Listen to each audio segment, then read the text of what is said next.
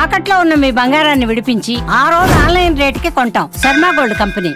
బాలుడి ప్రతాపానికి అల్లాడుతున్న ప్రజలకు చల్లని కబురు. అన్నదాతలు ఆనందించే కబురు అందుతోంది.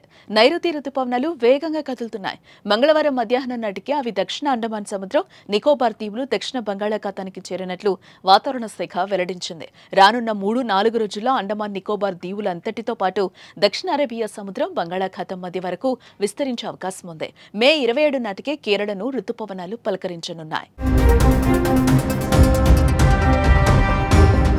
గతేడాది మే 30న దేశంలోకి నైరుతి రుతుపవనాలు ప్రవేశించగా ఈసారి 3 రోజులు ముందుగా రుతుపవనాలు కేరళను తాకనున్నట్లుగా వాతావరణ శాఖ అధికారులు చెబుతున్నారు. తెలుగు రాష్ట్రాల్లోకి జూన్ 5లోపే వచ్చే అవకాశం ఉంది. గతేడాది జూన్ 8న రాష్ట్రాన్ని నైరుతి రుతుపవనాలు తాకాయి. వాతావరణ శాఖ చెప్పినట్టు జరిగితే 2009 తర్వాత రుతుపవనాలు అంచనాల కంటే ముందుగా రావటం మళ్లీ ఈ ఏడాదే.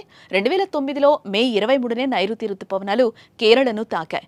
గత 5 ఏళ్లలో నైరుతి రుతుపవనాలు భారత్లోకి ప్రవేశించిన తేదీలను పరిశీలిస్తే 2020లో జూన్ 1న, 2021లో జూన్ 3న, 2022లో మే 29న, 2023లో జూన్ 8న, 2024లో మే 30న భారత్లోకి ప్రవేశించాయి.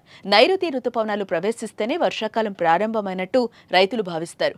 రుతుపవనాలు రావడమే కాదు, గతేడాది కంటే ఎక్కువగా వర్షాలు పడే అవకాశం ఉందని ఐఎండీ ఇప్పటికే ప్రకటించింది.